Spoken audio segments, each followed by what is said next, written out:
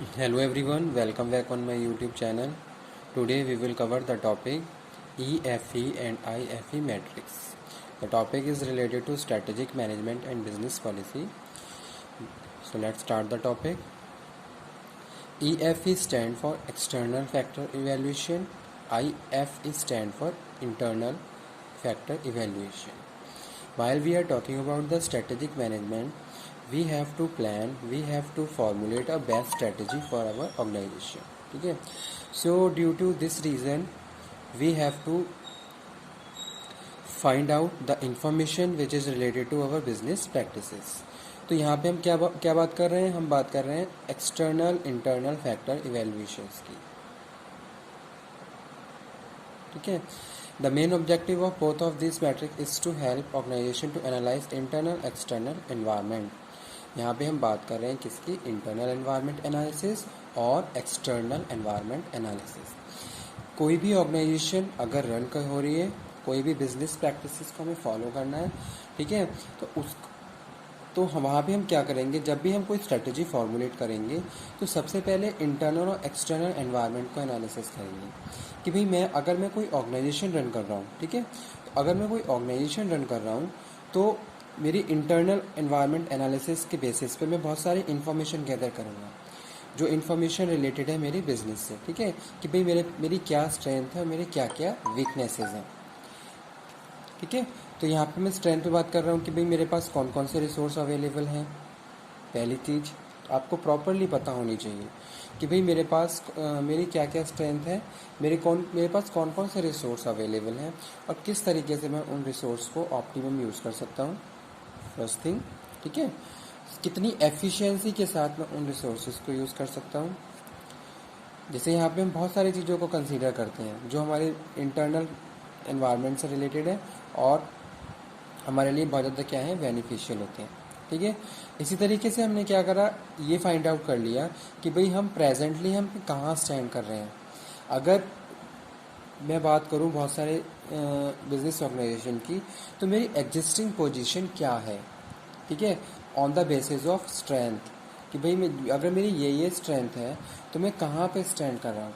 तो इस तरीके से कंपनी क्या है, कोई भी ऑर्गेनाइजेशन क्या है, अपनी एग्जिस्टिंग पोजीशन को फाइंड आउट कर लेती है अपने स्ट्रेंथ और वीकनेसेस के बेस पे. ठीक है, तो वो यहाँ पे हमने बात करी internal factor, internal environment analysis.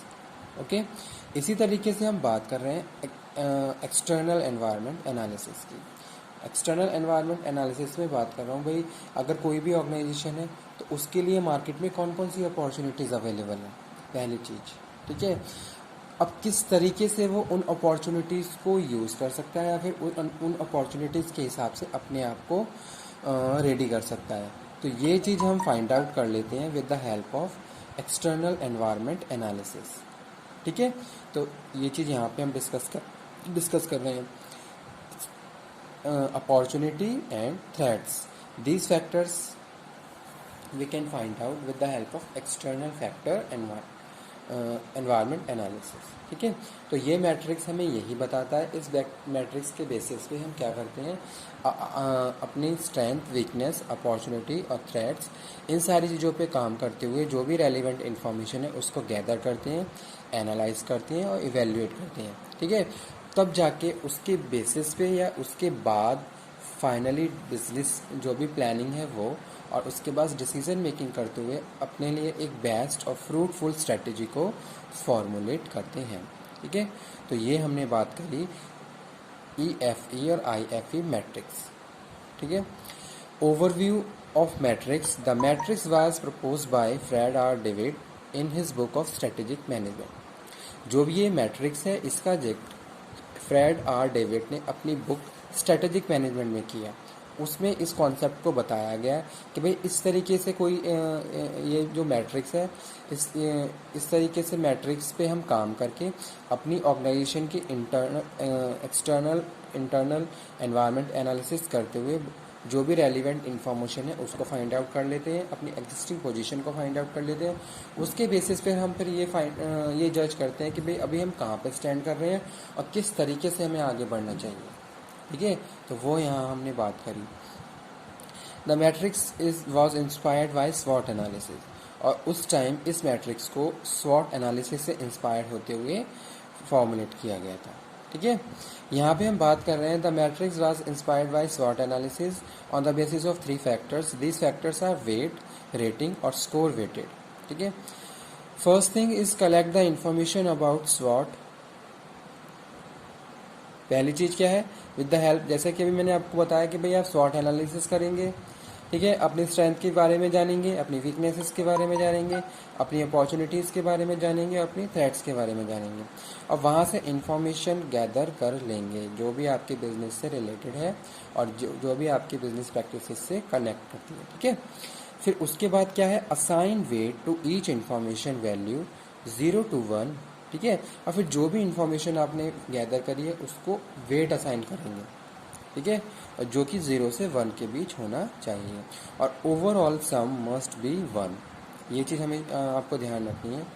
After this rate this information scale 1 to 4।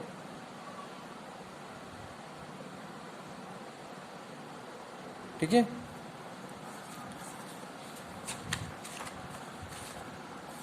उसके बाद मैं बात कर रहा हूँ कैलकुलेट वेटेड स्कोर।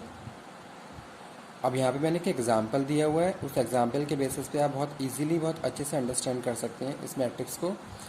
कोई एग्जाम्पल है इलेक्ट्रिक व्हीकल कंपनी का, जिसमें हमने उसकी अपॉर्चुनिटीज़ और थ्रेट्स के बारे में डिस्कशन किया हुआ है।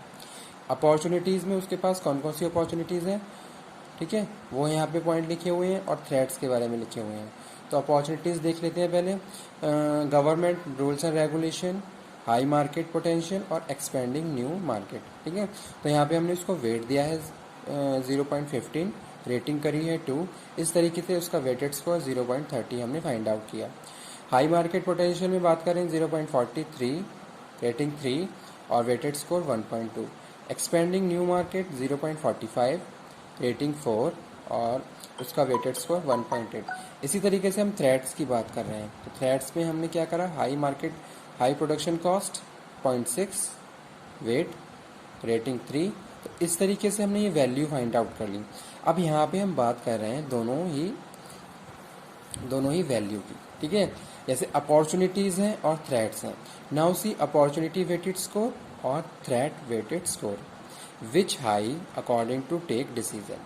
जो भी हाई आता है उसी के हिसाब से हम डिसीजंस लेते हैं और उसी के हिसाब से अपने बिजनेस प्रैक्टिसेस को फॉलो करना शुरू कर देते हैं। ठीक है, तो ये मैट्रिक्स इस तरीके से काम करता है। जहाँ हमने बात करी इंफॉर्मेशन गैदरिंग की, उसके बाद उस इंफॉर्मेशन को आप वैल्यू देंगे। ठीक है, और वैल्यू देने के बाद उसकी हम थोड़ी कैलकुलेशन करेंगे, वेटेड स्कोर फाइंड आउट कर लेंगे और उसके बेसिस पे क्या है फर्दर इंफॉर्मेशन या फर्दर डिसीजन मेकिंग करते हैं। भाई जैसे सपोज आपके पास अपॉर्चुनिटीज़ का स्कोर ज़्यादा आ रहा है, थ्रेट्स का कम आ रहा है, तो उस केसेस में आप देखोगे कि आपके पास बहुत सारी अपॉर्चुनिटीज़ हैं। तो किस तरीके से उन अपॉर्चुनिटीज़ को आप अपने बिजनेस प्रैक्टिसेस में यूज़ कर सकते हो। ठीक है, और अपने लिए प्रॉफिट जनरेट कर सकते हो। तो ये यहाँ पे हमने बात करी इस मैट्रिक्स के बारे में। ठीक है, तो यही था आज का कॉन्सेप्ट, EFE और IFE मैट्रिक्स। ठीक है, okay, thank you very much.